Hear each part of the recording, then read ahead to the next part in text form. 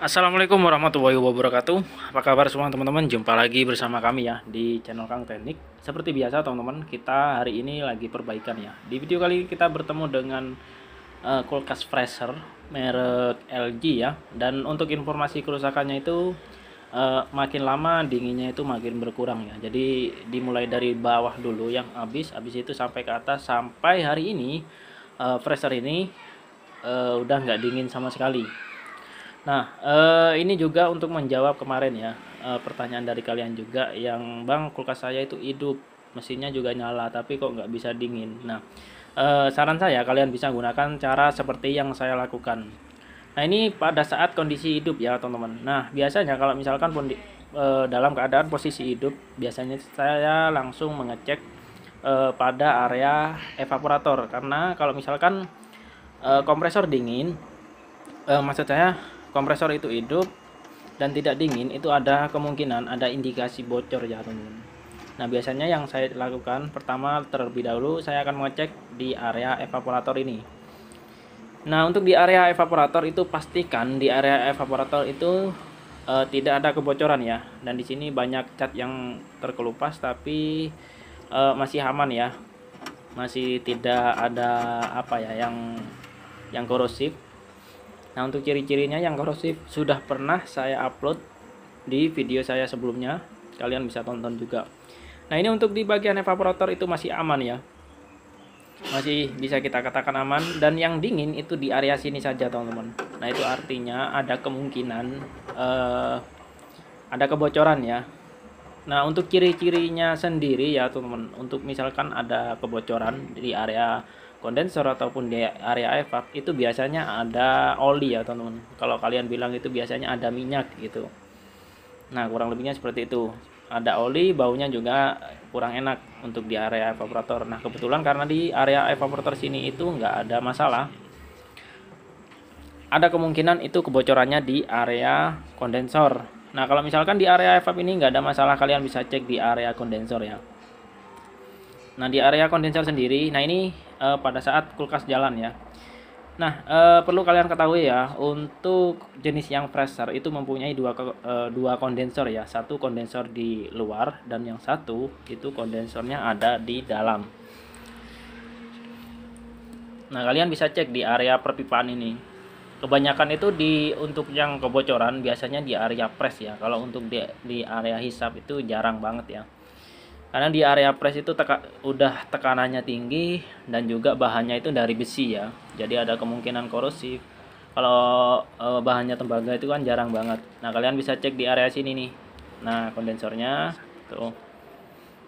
Nah, biasanya kalau untuk jenis freezer sendiri, untuk kebocorannya itu yang paling sering itu di dalam bodi ya. Yang barusan saya katakan ada dua kondensor, satu di luar dan yang satu di dalam bodi. Nah, di sini ya, untuk kondensornya ada di bagian sini, untuk di dalam itu biasanya panas.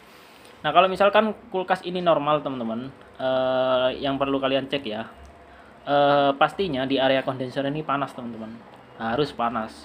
Kalau misalkan kondensornya normal atau freonnya masih full. Namun kalau misalkan tidak ada panas sama sekali, itu udah fix, udah bisa kita pastikan freon ini mengalami kebocoran.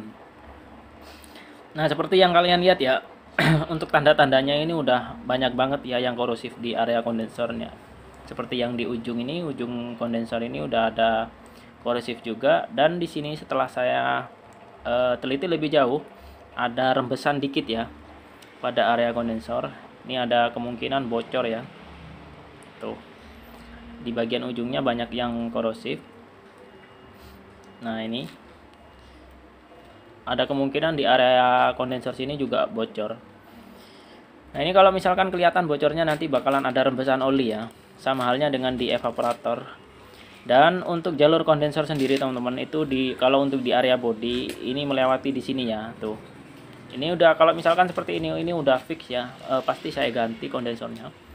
Karena ada kemungkinan ini udah kondensor dalam, ini udah keropos ya teman-teman.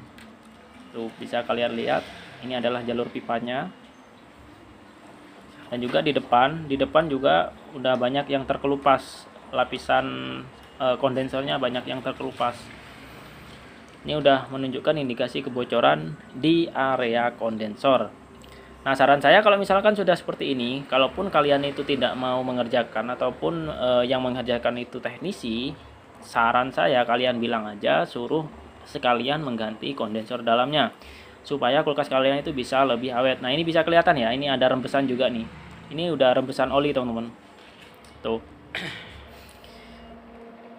Dan untuk kondensornya sendiri, untuk jenis yang Verser seperti ini, untuk kondensor dalam biasanya itu saya menambahkan ukuran 8 ya. Jadi saya rasa untuk ukuran 8 jalan itu sudah bagus ya. Jadi kalian bisa bilang ke teknisinya suruh mengganti dengan kondensor 8. Nah, ini kenapa saya katakan seperti ini? Ini supaya kulkas kalian itu lebih awet, teman-teman. Karena sekalian servis, sekalian isi freon, dan juga sekalian diganti kondensornya dengan yang baru. Nah, itu tujuannya supaya lebih awet. Nah, jadi sudah paham ya sampai di sini. Oke, mungkin kalian ada yang perlu ditanyakan, silahkan tulis di kolom komentar ya. Jangan lupa dukung channel kami dengan cara tekan tombol like-nya dan juga subscribe-nya. Assalamualaikum warahmatullahi wabarakatuh.